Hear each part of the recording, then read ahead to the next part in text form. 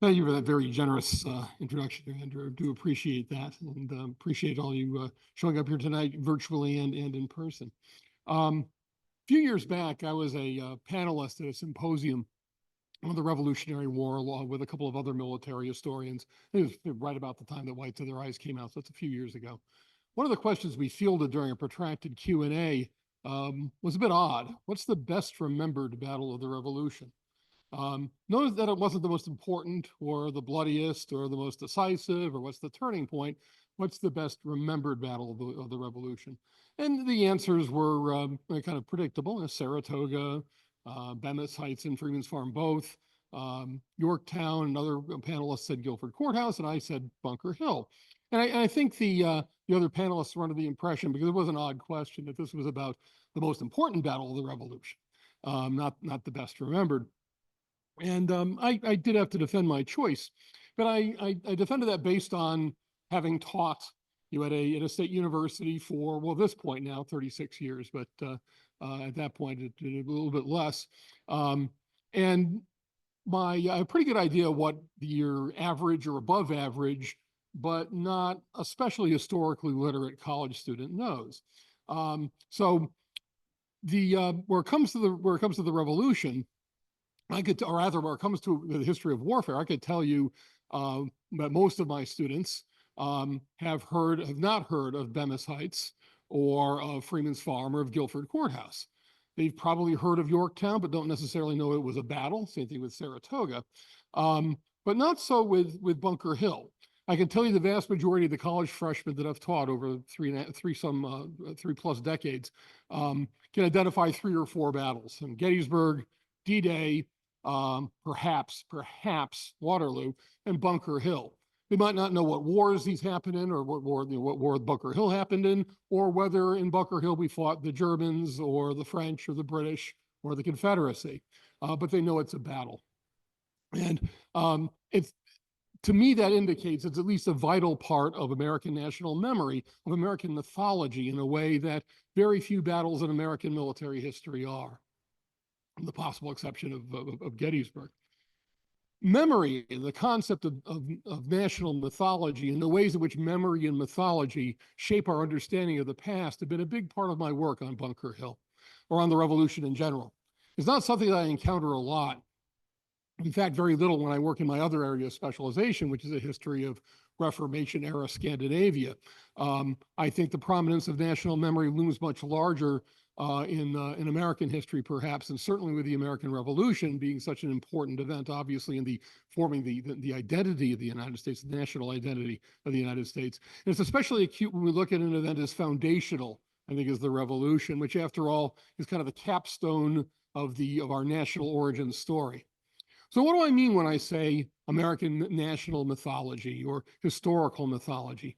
Simply put, historical mythology is a body of stories we tell ourselves about how we came to be as a nation, as a people, why we are the way we are, what makes us distinct as Americans from the other peoples of the world. National mythology, I think, is an integral part of nationalism, as historians, not as politicians, understand the concept. The notion that because we are born in or adopted into a particular nation state, we are all bound by almost mystical ties that make us part of a larger group. It's a vital part of nationalism, for better or for worse, and in a nation like the United States, composed of people from so many different backgrounds, is an absolute necessity for existence, I think. The danger with historical mythology is that because it serves a purpose beyond merely understanding what happened, it's often false or misleading. Because its history is story, and story with a moral, it's natural that it be tweaked occasionally, sometimes in only the smallest details, in order to fit both the immediate narrative and to serve the purpose of the grand narrative. So it's a difference, for example, between history and heritage. History is what happened, or more accurately, what we interpret to have happened. Where heritage really is history used to serve a particular purpose. Very often not just simply understanding, I guess we'd say, for lack of a better term, historical truth. And I think that's one of the biggest challenges facing anyone who tries to understand the Battle of Bunker Hill, or for that matter, any battle in the American Revolution, but I think especially so with Bunker Hill. It is, as I have argued, the great American battle. It has all the elements that it needs to have. It helps, of course, that it does have some significance in the history of the Revolution. It didn't neutralize an entire British army, like Saratoga or Yorktown. It didn't convince the French that perhaps an alliance with the fledgling United States might be a good idea, like, for example, Germantown. It didn't rally a flagging cause and boost enlistments like Trenton. But it was the first serious battle of the Revolution. It was the point of no return, in a way. For it convinced George III to commit fully to the quashing of the American rebellion. The war began in earnest here. It was inherently dramatic. A band of American militia, not really an army, fought against a superior British force and, at least for a while, held their own. In fact, the American rebels were so utterly surprised by the fact that they didn't fold immediately under pressure that the battle almost began to look like a victory in retrospect. We often forget today, I think, that Bunker Hill was indeed a British victory, and a fairly significant one at that. If there were any missed opportunities at Bunker Hill, it was that this was probably the best chance the British had to destroy the American cause before the Continental Army could take shape. Americans never fully grasped, I think, how close they came to utter destruction at Bunker Hill. But I digress. The odds at Bunker Hill, combined with the fact that it has to be one of the most cinematic battles in American history. New England boys waiting breathlessly for the assault to come, the brilliantly aligned ranks of longboats carrying thousands of redcoats across the Charles River Ferryway, the ghost town of Charlestown burning in the background, the whole scene wreathed in smoke, belched by guns of the British fleet and the shore batteries in Boston town itself. These are the things that make the battle memorable. But the accretion of patriotic myth over the 2.5 centuries that separates us from the battle itself has distorted even the basic timeline of events of 17 June 1775. It may seem odd that a battle that was witnessed by so many people, okay, we'll catch up here, it's one of the few battles of the Revolution that attracted a significant civilian audience, being easily visible from Boston itself and from its surrounding towns, is also one of the most difficult to reconstruct. It's odd because it's a pretty simple battle. There's not a lot of moving parts, actually. So with that in mind, what are these myths? What purpose do they serve? How do they affect the way we see the Battle of Bunker Hill? And what does the battle look like without those bits of fable? Ever since I started working with Bunker Hill, which is quite a long time ago, I mean, my book on Bunker Hill came out in 2011, and I've been thinking about it for a long time before that. I found hundreds of little matters of oversight, sometimes even mistakes, or of interpretation that just don't square with the available evidence. I think in part because the Battle of Bunker Hill looms so prominently in our memory, that it lends itself actually to a certain amount of exaggeration. I'm not claiming that my interpretations of the battle are entirely original to me, although I think there's a few things that I've found out that hadn't been pointed out before. But when we put the pieces together and assess the available evidence, the battle for the Heights of Charlestown does take on a somewhat different aspect, I think, than it has within the body of American Revolutionary lore. Some of that misinterpretation comes from taking battles of the Revolution out of the broader context of Western warfare in the 18th century. And this is a constant complaint of people who work in early modern military history, especially in Europe, is that oftentimes in American military history, we don't try to fit those things into that broader context, where clearly American military history does have to be taken within that framework. So, it's not until relatively recently, I think, that very careful military historians, primarily with historiographical backgrounds in Europe, and here I'm thinking, for example, in the UK, Matthew Spring, the author of With Zealand with Bayonets Only, and more recently in the United States, Alex Burns, that they've managed to set the record right, I think, or straight, where it comes to the place of American Revolutionary warfare within the general context of early modern warfare, specifically 18th century warfare. But the authors of some of the most influential accounts of Bunker Hill, here I'm thinking, for example, Alan French, who probably wrote most prolifically on the battle and probably had the greatest influence on later generations of writers like Richard Ketchum, for example.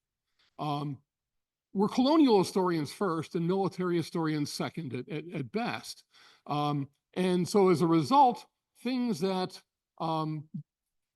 seemed exceptional, for example, to Alan French, are actually quite run-of-the-mill, quite ordinary from the standpoint of 18th century European military history. We'll look at a few examples as I move along. Some of that misinterpretation comes from the somewhat less professional matter also of assigning time-worn, unsubstantiated stereotypes about American colonists and British redcoats. Right? I mean, this is a continuing problem, or has been a continuing problem, with the historiography of the Revolution, but I think it's especially so, especially the case with Bunker Hill, a battle that has such a high public profile. Namely, the British, that British soldiers were professionals, veterans of many battles, but led by officers who were so absolutely consumed by contempt for their colonial adversaries that they seem to have intentionally made stupid decisions just in order to show that contempt, and to show how superior they were. Here my students frequently point to the great Mel Gibson documentary, The Patriot, which definitely plays to that stereotype. Americans, conversely, of course, in older historiography or popular historiography, are all frontiersmen. They're accustomed to Indian fighting. They're familiar with the use of the rifle. They may not employ European tactics, or they deliberately avoid using European tactics, but ultimately triumph, of course, over the British, who were more staid and traditional and European. Before I move on to those details, though, it'd probably be a good idea to give at least a brief summary of the military operations conducted on 16-17 June 1775. After Lexington and Concord, an ever-growing and ever-shrinking band of militia from all over New England swarmed the mainland outside Boston, which was then, of course, a peninsula. Massachusetts leaders, principally Artemis Ward, the senior military commander, and politicians like, for example, Joseph Warren, did their best to keep that force together in the quiet after the smoke had cleared at Concord. And to create the semblance of an army, too, Ward and Warren, a large cast of characters, had to work almost daily to keep at least a minimum number of troops in the environs of Boston. A stalemate ensued following Lexington and Concord. The American force was surprisingly large, but not strong enough or organized enough or well equipped enough to actually attack the British in Boston, keeping in mind Boston is a peninsula connected to the mainland by a very narrow neck of land. And the British garrison, conversely, was not large enough to justify an attack on the American positions at Cambridge and Roxbury, which is where the American army more or less coalesced around those two positions. But after the first major shipment of British reinforcements had arrived in May of 1775 from Ireland, the British senior commander, Sir Thomas Gage, began to make plans for an assault in consultation with his new subordinates, William Howe, Henry Clinton, and John Burgoyne. Primarily the first two, primarily Howe and Clinton. The British ended up deciding to attack the American position at Roxbury, the southern part of the American line, on Sunday, 18 June. See, I think I'm sure we're on. There we go. Okay. With that, the southern, and you can see it in the bottom left of the map where it says Roxbury Hill, which is probably the second largest concentration of American troops. They're strung out from Roxbury all the way, of course, up to Cambridge, but those are the two big concentrations. It was the weakest of the two American strongholds, with a few ramshackle fortifications and scarcely any functioning artillery. The American command, through its spy network, got wind of the plan in a desperation plan to do something to at least divert the British and delay the assault. Understanding that by this point, British and American forces were well matched enough that a British assault on either American position, the two major positions at Cambridge and at Roxbury, was likely to lead to disaster. The decision that's ultimately made, and Artemis Ward is the senior commander of the American forces, which of course includes troops from Massachusetts, New Hampshire, Connecticut, and Rhode Island. an attempt should be made to divert the British. I mean, clearly, if the British are going to attack, it's going to be very, very difficult for the Americans, and this is something that all the American leaders fundamentally understand. But this point, the whole idea is to do something to buy some time, to divert British attention, where the British, remember, were planning on assaulting in the south from Boston Neck towards Roxbury. To that end, on the evening of June 16th, 1775, William Prescott, accompanied by Chief Engineer Richard Gridley and by Israel Putnam of Connecticut, and more or less just kind of tagged along, ventured out on the Charlestown Peninsula at night, and during the night of the 16th of June, began to build a fortification atop, initially it was supposed to be atop Bunker Hill. For some reason, Prescott and Gridley decided to not fortify Bunker Hill and instead to fortify Breed's Hill, which is considerably closer to Boston itself. It's much closer to the British ships in the harbor. It's a much more aggressive stance than occupying Bunker Hill. You could argue that it's also not a particularly well-advised stance, simply because it put the Americans in the line of direct fire from British ships at the harbor. But that's, depending upon what the Americans seek to achieve here, that would certainly influence the advisability of this. So during the night, the American forces fortify Breed's Hill, closer to the harbor within easy range of the guns of the fleet. That night, Prescott's force dug an irregular redoubt on Breed's, finishing just before daybreak when naval lookouts spotted the fort and a brief bombardment began. The Americans, with no artillery yet, or no significant artillery, and certainly no heavy artillery at all, could do little in response. Gage convened, Sir Thomas Gage, the British commander-in-chief, convened a council of war just after the bombardment commenced.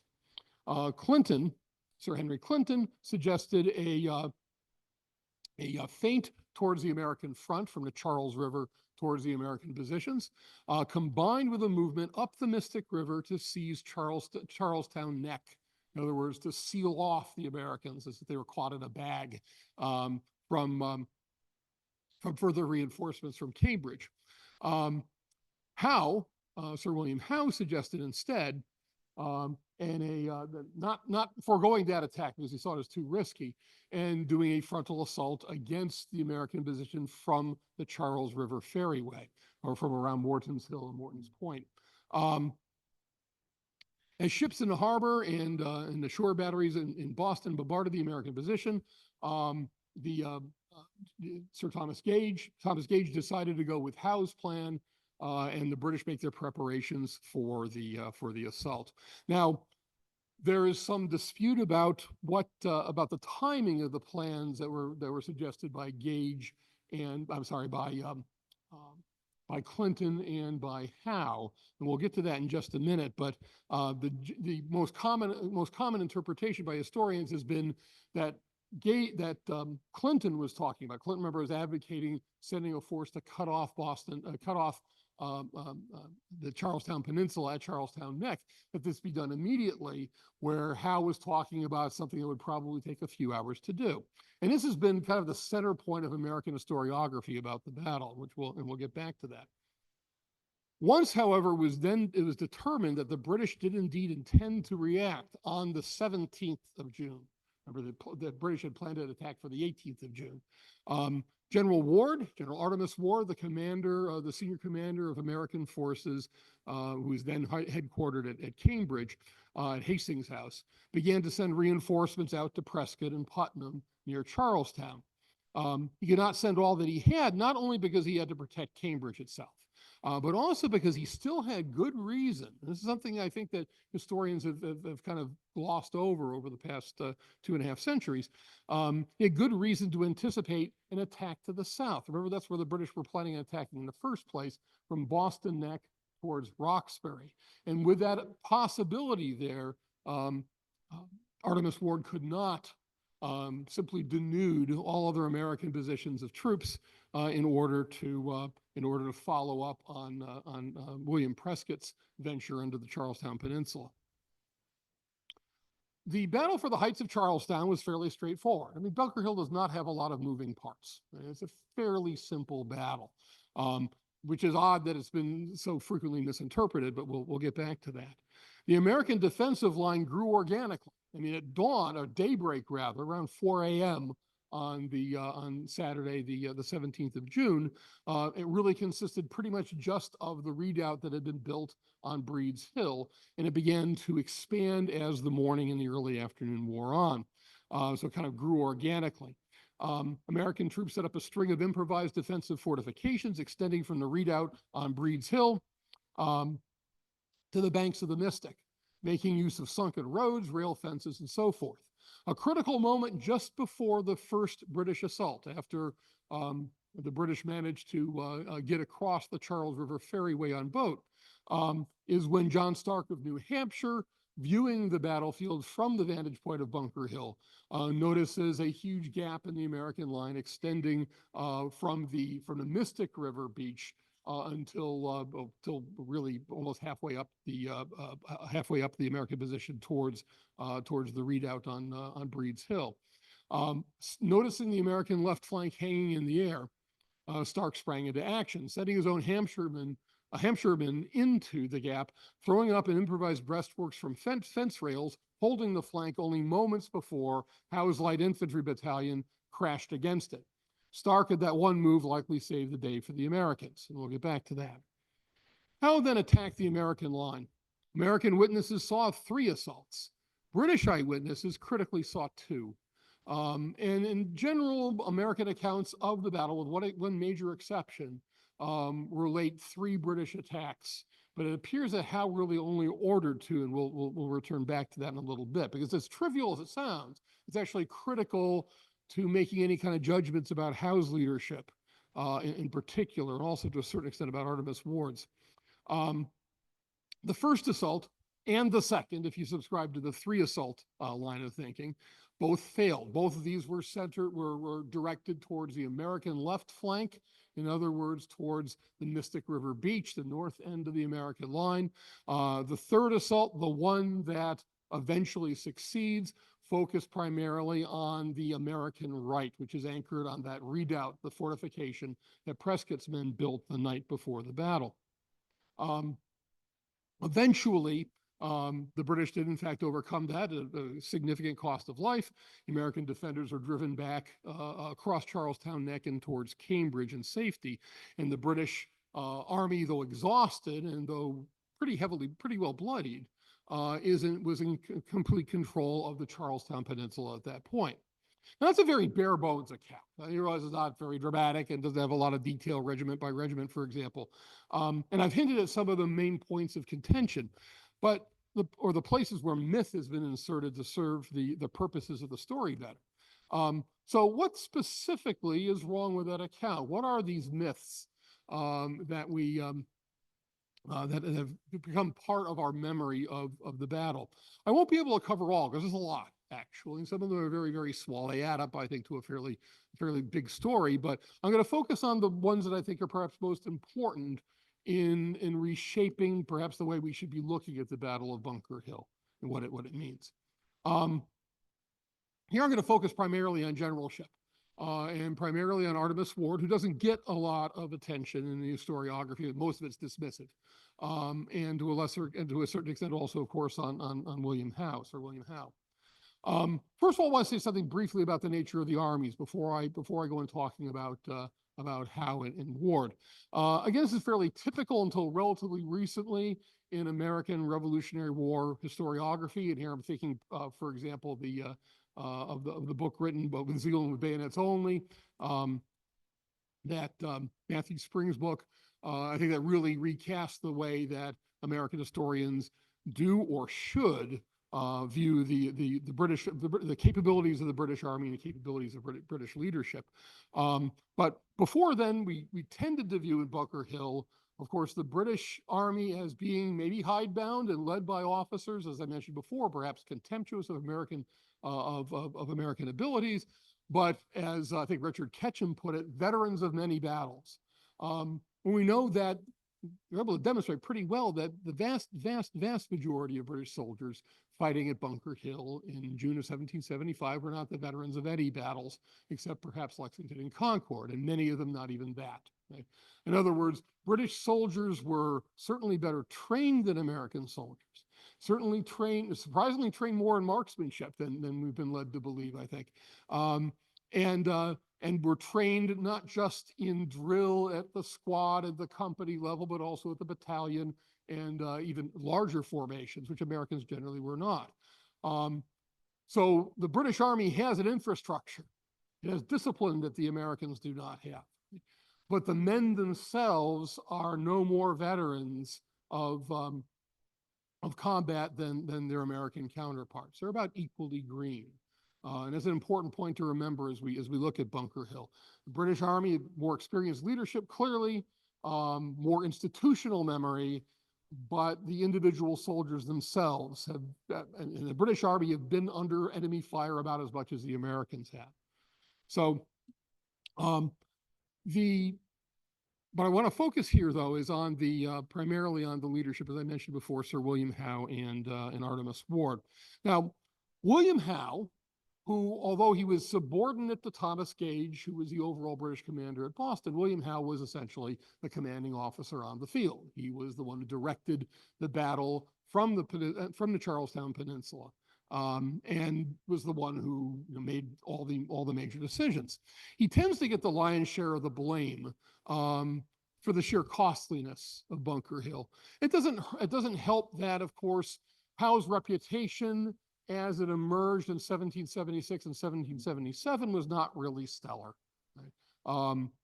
Howe very often comes across in the American literature, American Revolutionary War literature, as maybe an intelligent man and once a very good soldier, but somebody who is really not all that fired up about the cause anymore and was more interested in his mistress than he was in the prosecution of the war. But in 1775, that lazy, hedonistic, lackadaisical, unimaginative Howe is not the person who's commanding British troops on the Charlestown Peninsula. It certainly was not him in 1775.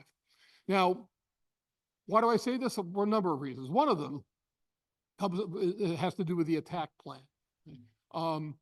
Most of the literature about Bunker Hill represents the British attack plan on the American positions as being unimaginative and ultimately leads to a very high casualty rate, even though the British end up victorious. That Howe is a conventional general. That Clinton, perhaps, if one of them was a more enterprising commander, Henry Clinton would be it.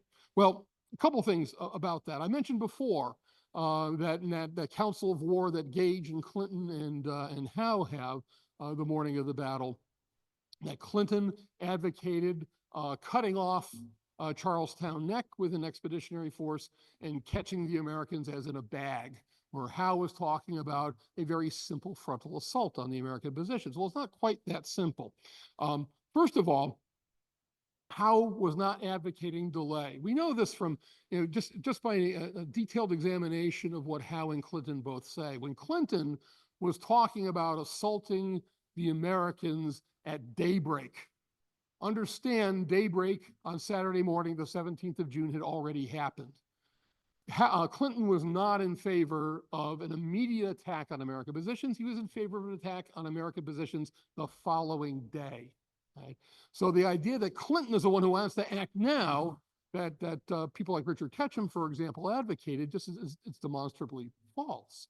Not only that, but there was no way the British could have launched an immediate attack. The process of gathering boats, the process of having the troops ready to go, would take hours to do. And the British, remember, were not planning on attacking American positions until the day after, the 18th of June, not this day, the 17th of June.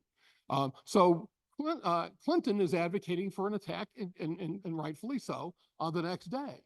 Howe is very often accused of, in fact, Alan French accused him of being a victim of what he called 18th century leisure, that he was not all that concerned about acting quickly, and so an attack at early afternoon on Saturday would be just fine. But that is rushing things. Howe was actually advocating a plan of action that would take a lot of effort on the part of the British just to gather the boats that were necessary for crossing the Charles River Ferryway.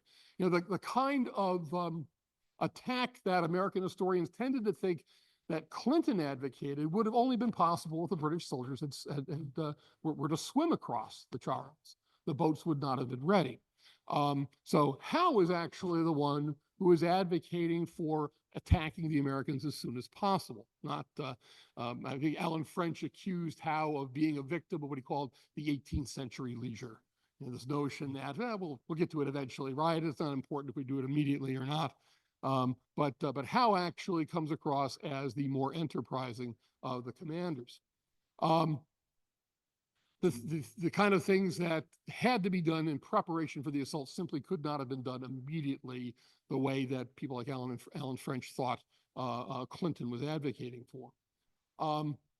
So Howe is actually being extraordinarily aggressive, unlike the portrayal of him, traditional portrayal of him as being kind of lackadaisical.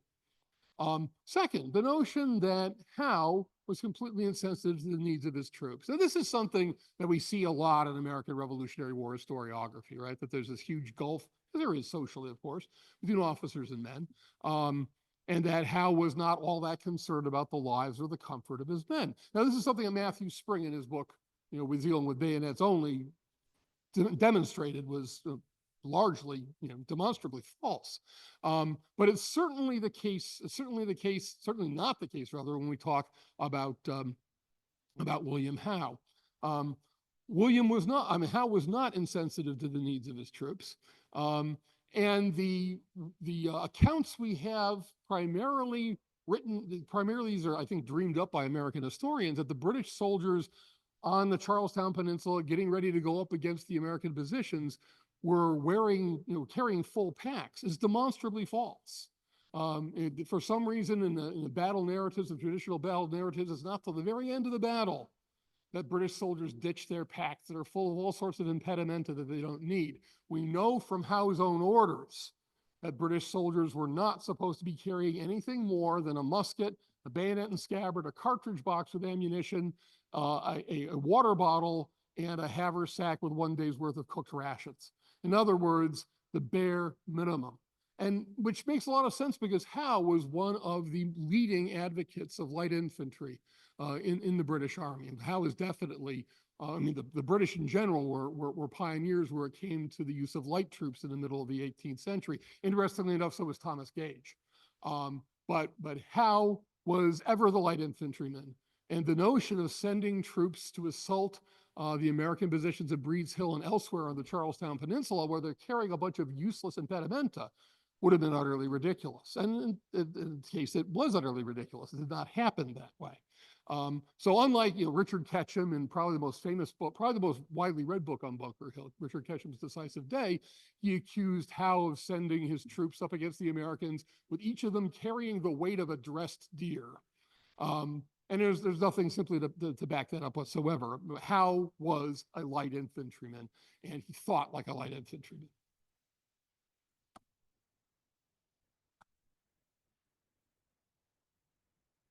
Now, next, I think perhaps the one that I've alluded to before, but I think is most telling where it comes to Howe and why it is that our traditional narrative of Bunker Hill is based really more on, I think, American not just misunderstanding of the art of war as it was practiced in the 18th century, but turning Bunker Hill into kind of more myth than a fact-based account. And that's the notion of whether the British attacked the American position 2 times or 3. The 2 or 3 assault question is something that really only has been taken up by a couple of students of the history of Bunker Hill, because American sources almost invariably assume Howe launches 3 assaults on the American positions on the heights of Charlestown. Now, why does this make a difference? Well, understand that the argument that Howe attacked 3 times, and each time using what Richard Ketchum called parade ground tactics, simply throwing up lines of infantry against the American positions, In other words, it's making the argument that Howe is unimaginative. He's a typical 18th century commander. He can't think outside of the realm of linear tactics. And so that Howe launches 3 attacks. The first 2 are repulsed bloodily. The third finally is successful after it takes a large number of casualties. But that's not what Howe did. And it's not too difficult to discern if you pay close attention to Howe's own words in most accounts of the battle, especially from the British side. Howe did order a fairly typical what we call a battle according to the oblique order of battle that had been made popular by Frederick the Great in the middle of the 18th century, as exemplified by Frederick's victory over the Austrians at Leuthen in December of 1757. In other words, he pinned down the enemy front and opposite flank with feints, and then send, hopefully very quickly, an attack crashing down, an infantry assault crashing down on the exposed flank of the enemy. This is what Howe, we know from Howe's own words, we know from accounts of the battles, is exactly what Howe planned to do. His initial assault on the American positions did include a feint towards the American redoubt on Breed's Hill and the other American positions. Howe planned on hitting the American left.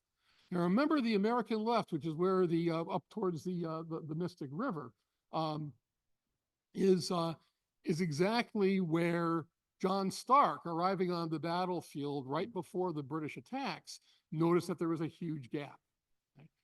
So when Howe was looking at it, the American position is very vulnerable on the left flank, and he goes for it. He goes for it with a flank attack. Of course, Stark notices this gap in the American line and manages to fill it quickly. Stark is the reason the Americans don't get absolutely destroyed at Bunker Hill. Immediately reinforces that left flank and repulses the British attack on the left flank. From that point on, the British, the overall British attack on the American positions kind of broke down somewhat in terms of order and becomes a series of small vignettes as individual British units assault the American line.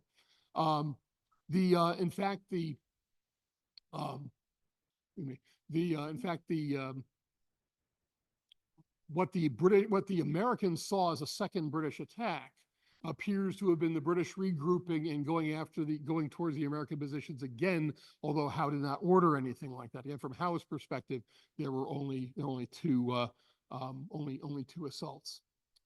When that disastrous assault was over, Howe does not just simply order another frontal assault. Of course, the first assault wasn't a true frontal assault either.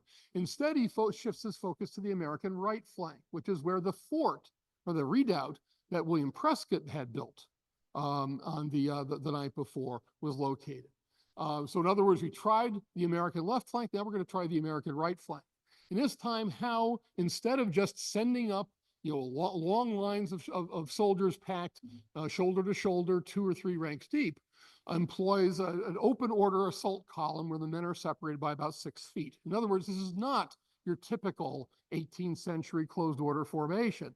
What it shows is that Howe was thoroughly familiar with cutting edge tactical theory from the 18th century. He was not this benighted ignorant or inattentive student of 18th century tactics.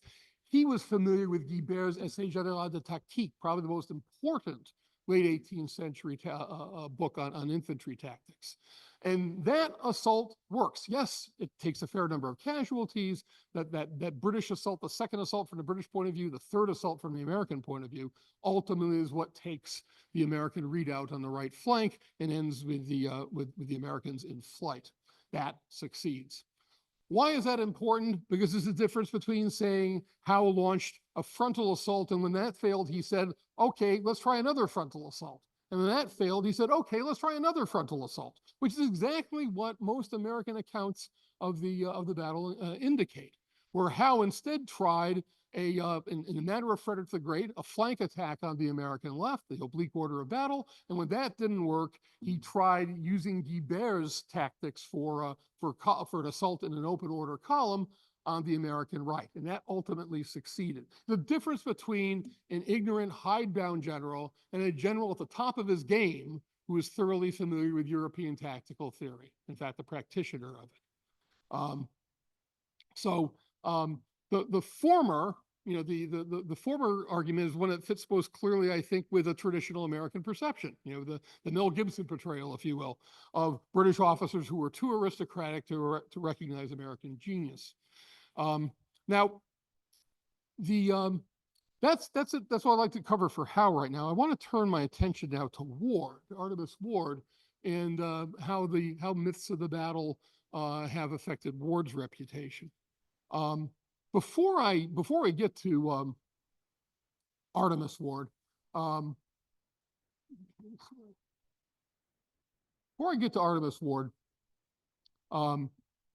want to point to a couple of things that a couple of warning signs that, to me at least initially, when I was first working with the Battle of Bunker Hill, showed that there was something amiss in traditional interpretations of the battle. When one reads deeply into sources about Bunker Hill, I probably lapsed behind several slides because I'm like that, right? Let's see. Yeah, let's get to that. There we go. There's several things that don't really seem to fit the established narrative. In the most traditional accounts of Bunker Hill here, including, for example, Alan French's from early in the 20th century, Richard Ketchum's, and Ketchum and Fleming interpretations from the 60s, and even some more recent interpretations. All the fighting, all the focus is on the Charlestown Peninsula. It's on Bunker Hill and on Breed's Hill, right? But there's some things that don't fit the narrative. One of them is the role of Hugh Lord Percy, likely the most competent field commander in the British, and certainly in the second line of British officers. What does Percy have to do with it? What does he do during the Battle of Bunker Hill? Well, one suspects not much from the existing narrative, or perhaps nothing at all. Sometimes it's been ascribed to his difficult relationship with Howe. The two apparently did not get along very well. It seems kind of odd because Percy was a very competent commander and had proven himself, in fact, at Concord back in April. Why would Gage leave so talented a leader as Percy, who had fought against the Americans before, which Howe had not, and out of the battle entirely?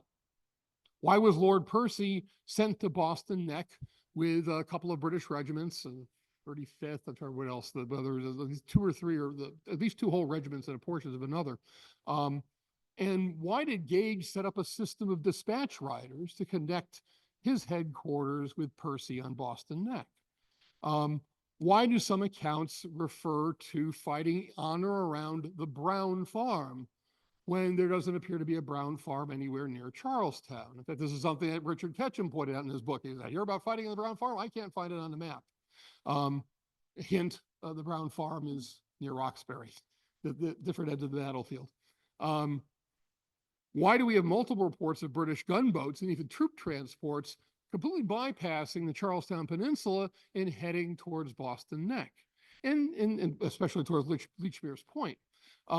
Why is it that the main elements of Spencer's Connecticut Regiment, one of the regiments whose actions are perhaps better documented than others, report being under heavy cannonade for British ships, and they were nowhere near Charlestown? They were near Boston Neck. Well, that's really because if you connect all the dots, it's fairly simple. The Battle of Bunker Hill was not confined to Bunker Hill. There is fighting going on elsewhere, and yes, it's secondary to Bunker Hill, but it's still important in terms of understanding the actual progress of the battle. Gage was not the unimaginative mediocrity that a lot of American historians like to make him out to be. Gage was actually a fairly, as was Howe, as was Clinton, but pretty seasoned commanders. Just because Colonel Prescott, William Prescott, had built a redoubt on Breed's Hill, it doesn't mean that Gage was about to entirely change his battle plans. Remember, he was planning to attack via Boston Neck the next day, the 18th of June. Gage knew, almost as well as Artemis Ward knew, that the American line was most vulnerable at Roxbury. And so that's exactly why Gage and his lieutenants had chosen it for the target of an attack projected for the 18th of June. John Thomas of Massachusetts, Ward's subordinate and commander at Roxbury, had no more than around 4,000 troops at his disposal, almost no artillery, and small arms ammunition was in short supply. At the slightest pressure, Thomas himself knew, at the slightest pressure, if the British were to push on the positions at Roxbury, they would crack. And if they cracked and dispersed, then the road to Cambridge from Roxbury would be wide open. The American forces still in Cambridge, such as there were, and those fighting near Charlestown, would get caught in between Howe and Percy, and then it would all be over.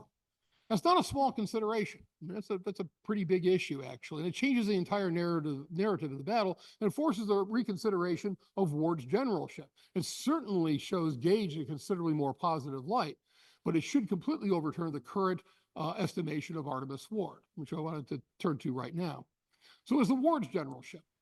Artemis Ward is a name that one of the many secondary, perhaps tertiary, cast members of the Revolution, a man who never quite made it into the pantheon of revolutionary heroes.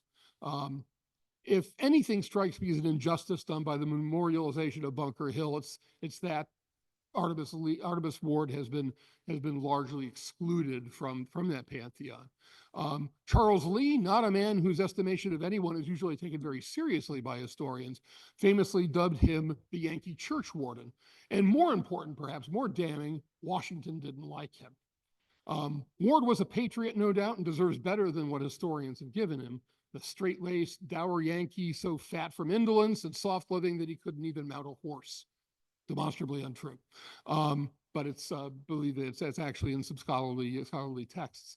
That critique is often extended to his generalship, too, for which he has attracted even more criticism. Ward, like most of American commanders of the Revolution, Charles Lee, Richard Montgomery, and a few others excepted, was terribly underprepared for the tasks that faced him. But of the American commanders at Boston in the spring of 1775, Ward was probably the least underprepared. Putnam and Stark, better known, obviously, were experienced Indian fighters, but had never commanded any kind of significantly sized force, and neither of them was really much of an administrator. Both of them were more of the Robert Rogers school of warfare than they were administrators. But certainly Putnam would prove himself to be a pretty kind of disastrous general by 1776. But Ward during the French and Indian War had been a regimental adjutant and showed himself to be a very good administrator. Plus, I mean, he was a man who was one of the leading patriots in the Massachusetts Provincial Congress. His dedication to the cause was beyond question. And that kind of experience and that kind of dedication is just what the patriot cause needed in the spring of 1775, and Ward was a pretty good fit for that. So did Artemis Ward manage to build an army out of the armed mob that he found right after Lexington and Concord? Well, to be completely honest about it, no, not really.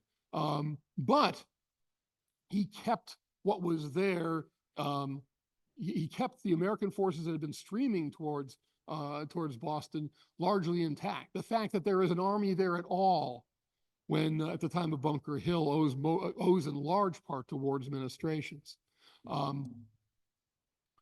Now, when Washington came to Cambridge in July of 1775, he expected, one wonders why he did, a much better organized army than what he found was there.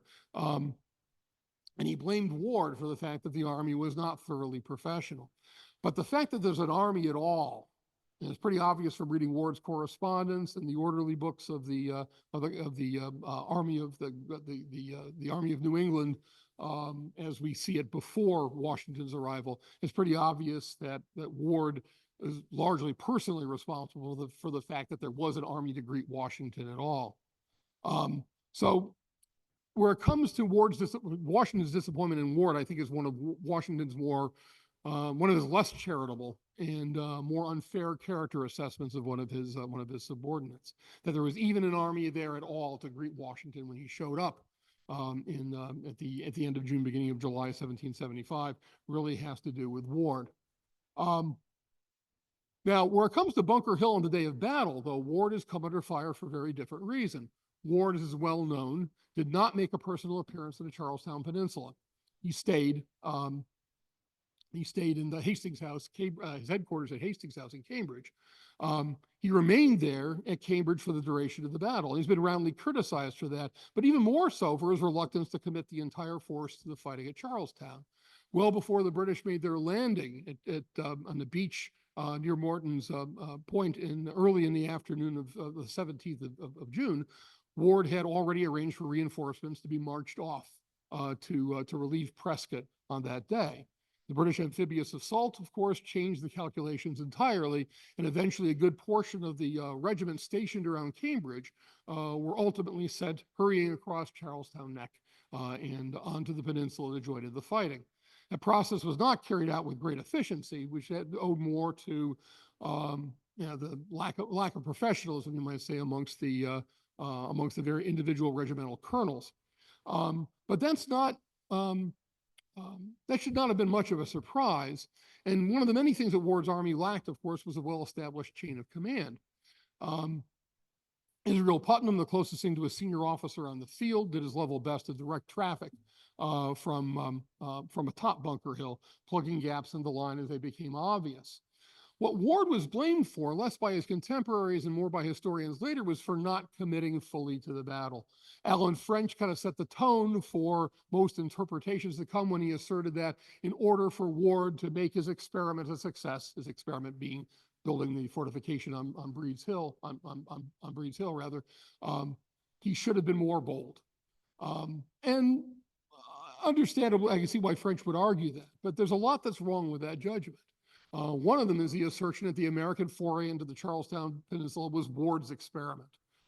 Ward was not particularly in favor of reacting to the British provocation on the potential of a British attack, but Ward did agree that a diversion might be a relatively good idea to stall, not to necessarily stop Gage's planned attack on Roxbury.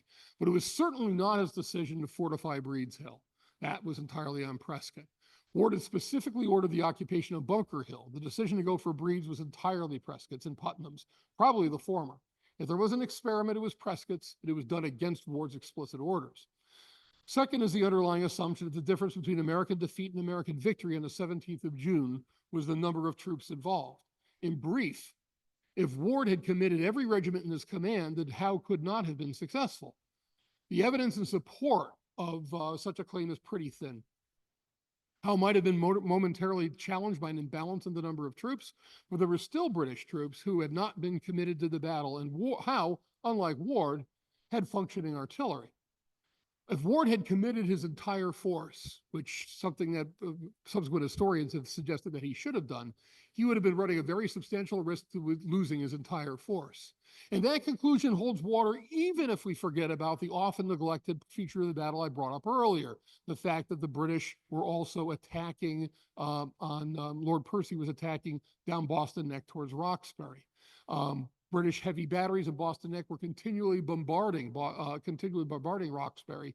And John Thomas, who commanded at Roxbury, second in command to Artemis Ward, had very good reason to believe the British feint would become a genuine assault. And if that happened, as Thomas knew well, the British would break through.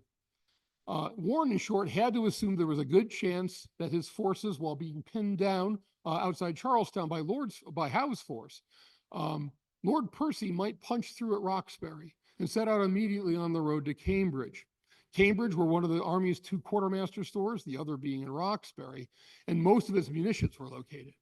Ward knew well that if Cambridge fell, that it was all over. Maybe the small contingent of troops remaining there wouldn't be able to defend Cambridge for long should either Percy or Howe break through. But if Cambridge was entirely undefended, then failure was absolutely certain. Ward was faced with an impossible choice, and he made the prudent decision. He invested no more in the fighting on Charlestown Peninsula than he felt he could afford to lose. So long as there remained a substantial threat of a British assault on the other end of the line at Roxbury, then committing more troops to Charlestown would have risked the absolute destruction of his entire army and consequently the collapse of the Patriot cause. Ward did not lose the Battle of Bunker Hill. The vast offset between British and American military capabilities lost the battle for the Americans. Ward's caution saved rather than doomed the First American Army. But why does this all matter? Well, I mean, it reminds us, among other things, that history is not only a constantly evolving thing, but that it's also mutable. This is something I always try to impart to my students, who, mostly prompted by public perceptions of history as put forward by public media, want history given to them as just the facts. Just the facts, and they can judge for themselves and come up with the truth. But of course, when it comes to something like Bunker Hill, there's no really clear truth. That facts are elusive things, and that perception and perspective make all the difference. One of the points of bringing up the whole 2 attacks versus 3 attacks thing, both can be true, kind of, sort of. So long as it's understood that neither can be the exclusive truth. And that of all the qualities that a historian must exercise, accuracy is paramount, of course, but empathy, I think, is nearly as important. I think that this is especially true in military history, given the tendency of historians to second-guess military and political leaders in wartime, to understand that the unique pressures they're under, and to take them into consideration. There are so many examples of this.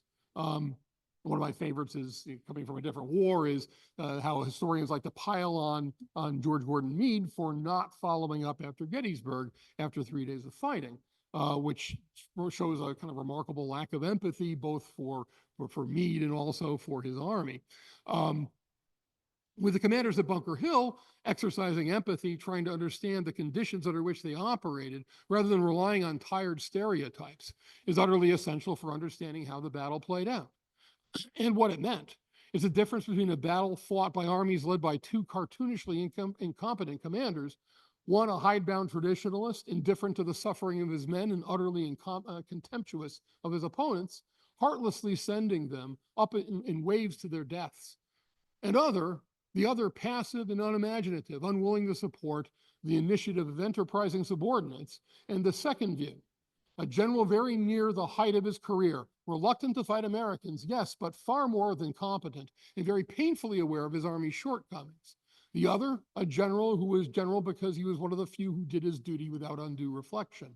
And when confronted with a lose-lose situation, talking about Ward obviously, understood that the long game, keeping the army alive, was more important than a shot at glory that seemed almost calculated to end in disaster for his army.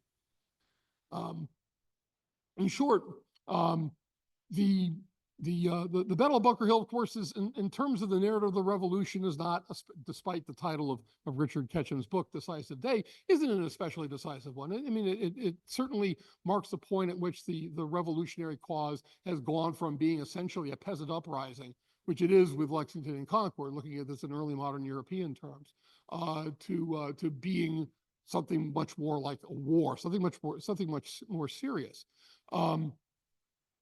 But that Bunker Hill still serves, a very important purpose within not only within the mythology of the Revolution, but also within the military history of the Revolution.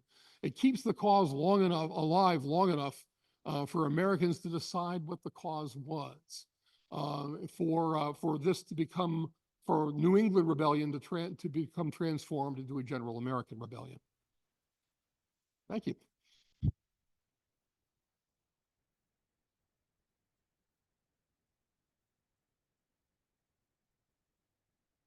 Thank you, Dr. Lockhart. We will have a brief question and answer session. So if you do have a question for Dr. Lockhart, please raise your hand and wait for the microphone so our friends on Zoom can hear you.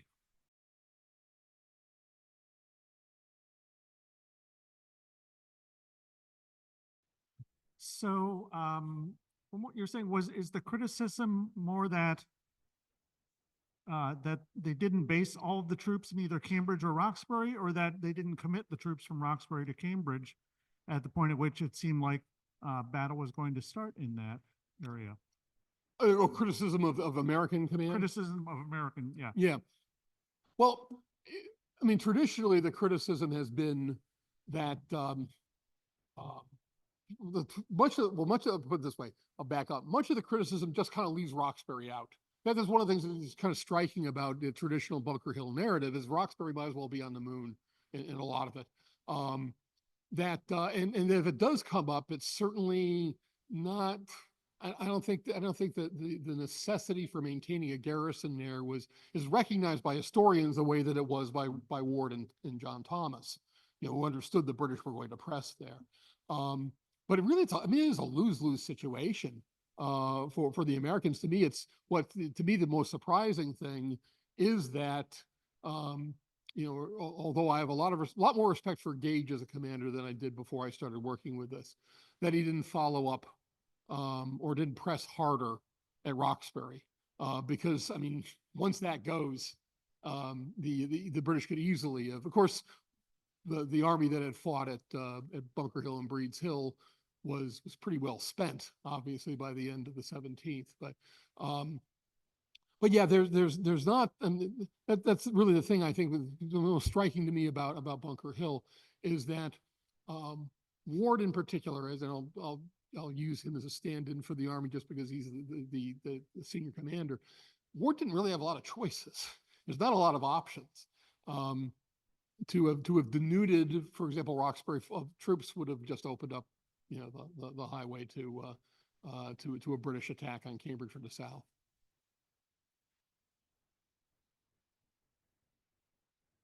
Thank you for your talk.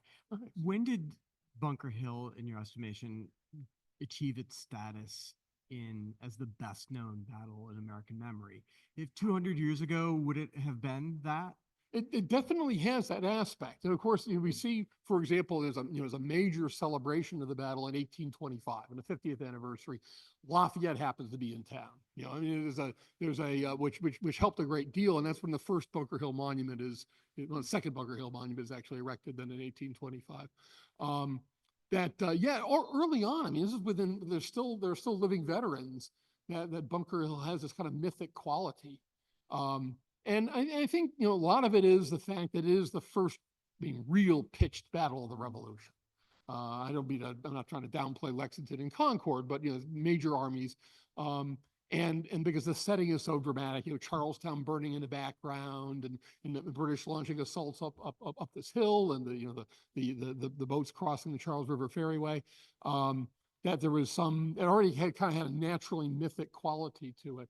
But it becomes really the focus of celebrations and acknowledgments of the Revolution in a way that other battles just don't. And I'm sure it didn't hurt that it's in Boston. It's not in a field 20 miles away from Boston. It's actually in the town. That helps. But yeah, that takes on that status pretty early on, that kind of iconic status. Thanks.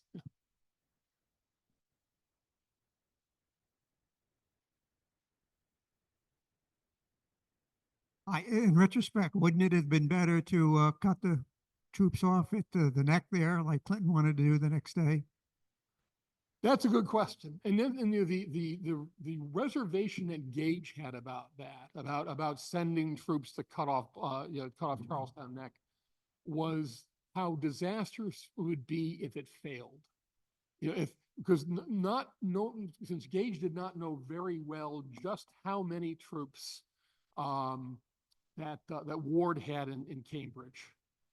There's a possibility that we could, that Clinton could be, if he were not given enough men, and Clinton was proposing to do this essentially with a battalion strength formation, which could well have been really disastrous. So I think that it was just a matter of the risk was simply too great to conduct it that way. And where Howe's suggestion, especially because Howe knew his business. That was a good battlefield commander. Howe's suggestion, oddly enough, looks less risky. And if conducted correctly, in one case with the oblique order, as we refer to it, with Frederiциan tactics, if it's simply been able to demolish the Americans, I think there's a fair amount of evidence to suggest that Howe and Gage really thought that the American force on the Charlestown Peninsula could have been smashed pretty quickly. And that's ultimately was the less risky option. But yeah, that's a really good question. It's so hard to guess this one in retrospect.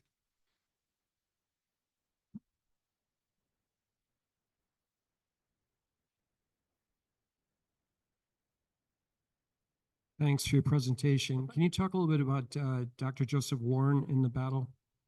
Sure.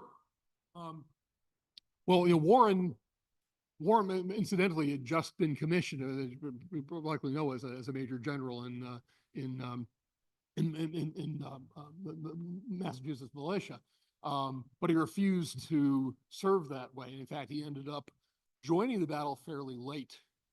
He had been at Ward's headquarters for a good part of the battle and rose out to fight in the redoubt towards the end of the battle. Of course, Warren is killed on his as the redoubt is as Prescott's force in the redoubt begins to retreat in front of the British. He's shot in the back of the head. But yeah, Warren's presence at Bunker Hill doesn't mean a lot tactically in terms of the battle, but certainly it's the thing that makes Warren into kind of the first martyr of the Revolution. The fact that he fought as a private soldier, even if it was only for for a brief part of the battle, the fact that he was killed defending the last bastion of the American position. And of course, it's a huge loss for the American cause. It was really America's and the first martyr of the Revolution.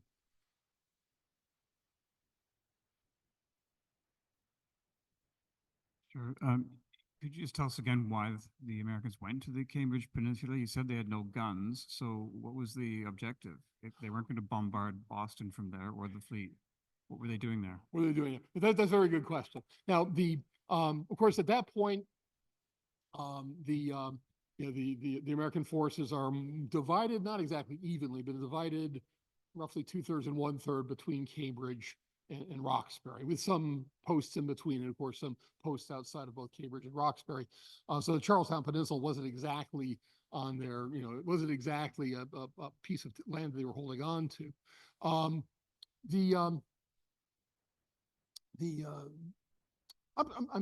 sorry, I lost track of your question for just a second there. I've had a momentary brainless. Why to go there? Okay. Well, the main concern was that the British were planning an attack at Roxbury. This is what American spies had found out. Rebel spies had found out from their sources in Boston that Gage was planning an assault at Roxbury. Roxbury was the weak link.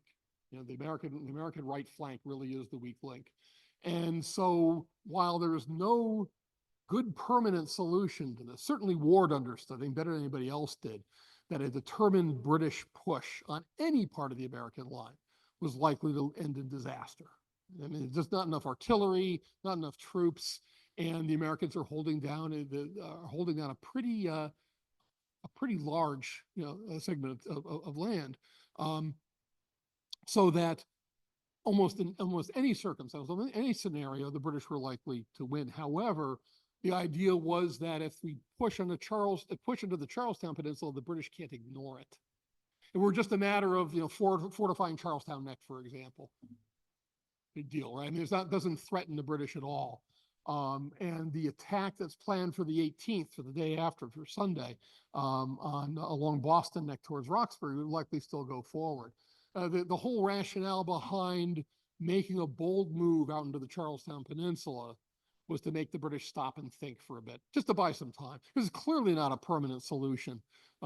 If Gage had been so inclined, if perhaps the garrison had been larger, he could have followed up the day after Bunker Hill with an assault on Roxbury, and it would have all been over. But that was really the entire rationale about fortifying Charlestown, is just simply to buy some time. There's certainly not a lot permanent advantage or long-term advantage you can get from that move otherwise. Dr. Lockhart, I want to hit some questions on Zoom if Sure. if you don't mind. A few weeks after the Battle of Bunker Hill in Philadelphia, we have some guys that are writing a document to King George, Right. The Olive Branch Petition. Did Bunker Hill play a role in the rejection of the Olive Branch Petition in King George's head? And if so, by how much? How much of a Oh, that's a good question. I think overall the assessment of Bunker Hill as being a point of not turning back is valid for both for the British and the rebel perspectives. From George, certainly the George III's ministry and George III himself were not particularly inclined towards peace after such a large battle. Even if it was a British victory, it's still a very costly one. And and definitely a demonstration of disloyalty or disobedience. And from the American perspective, there's certainly, Sam Adams, among others, really tries to spin the battle as, well, yeah, I know we lost the battle, but we kind of won it too. Yeah. Our army wasn't destroyed. We held our ground to the end. Even though these were the finest troops in Europe, we still managed to hold them off. So, I would argue that Bunker Hill, at that, for a while at least, makes pretty much any attempt at reasoned discourse with an eye towards settling grievances and peacefully kind of impossible, because nobody's willing to interpret it that way, I think. Great, thank you. You gave a great assessment, a very insightful assessment of Howe's leadership at Bunker Hill. We had a question about a few years down the road for Howe, when he's commander in chief of the Right. forces in North America. One viewer asked, is it true that many sources claim that Howe's experience at Bunker Hill caused him to be cautious, more so in 76 and maybe even in 77, during the Philadelphia campaign? What would you say to that? There's not a lot of direct evidence in the sense that Howe never really says anything that makes that link, but it's hard not to come to that conclusion just looking at it, at the chronology of it, right? That because Howe is definitely a different commander in June of 1775 than he is, say, by the time of Monmouth. Much different commander. He's become cautious, and a man whose heart was never really in. I think it's true about a lot of the British High Command, there, especially for people like Gage and Howe. Their hearts were never really in it. They kind of liked Americans. They had ties. Certainly Howe did. Well, Gage did too. He had an American wife. Yeah, I think there's a lot to be said for that. And that's, of course, that's been very often linked to Howe's experience at Bunker Hill, which must have been fairly traumatic. I mean, Howe was not the kind of commander to stay well behind the battle. I mean, there's all the accounts of members of his staff dropping around him during the battle, and Howe with his stockings smeared with blood, trying to figure out what's going on. That I think Bunker Hill definitely did have an impact on him as a leader. Because certainly at the time of Bunker Hill, he is not he's not overly cautious, and not incautious either, but not overly cautious. Thank you. And one last question, because you have a lot of people questioning about the validity of Ketchum now in the chat. How did he get things so wrong, and what sources did you find to prove that wrong when you were writing the book and doing your research? Couple things. First of all, and don't get me wrong, I grew up. When I was a kid, I read Ketchum. It came out a couple years before I was born, and one of the probably the first thing I read on Bunker Hill. Ketchum was not, first of all, was not a really astute student of 18th century warfare in general. He was a very good writer. Now, I remember reading this as a kid when he talked about the greasy black smoke coming out of the muzzles of British cannon in the fleet. Have you ever actually seen what black powder looks like when it's not greasy and black, right? It's white and it's acrid. And he didn't know 18th century warfare especially well. The thing that really clued when I was doing this, because I left Ketchum alone until I started working on Whites of Their Eyes, and saw Ketchum's remark about, we see mention of the Brown farm. I'm going to assume that's, somewhere near Charlestown. And no, it's right at the base of Boston Neck, that I think just, that Ketchum based a lot of his work on that of Alan French.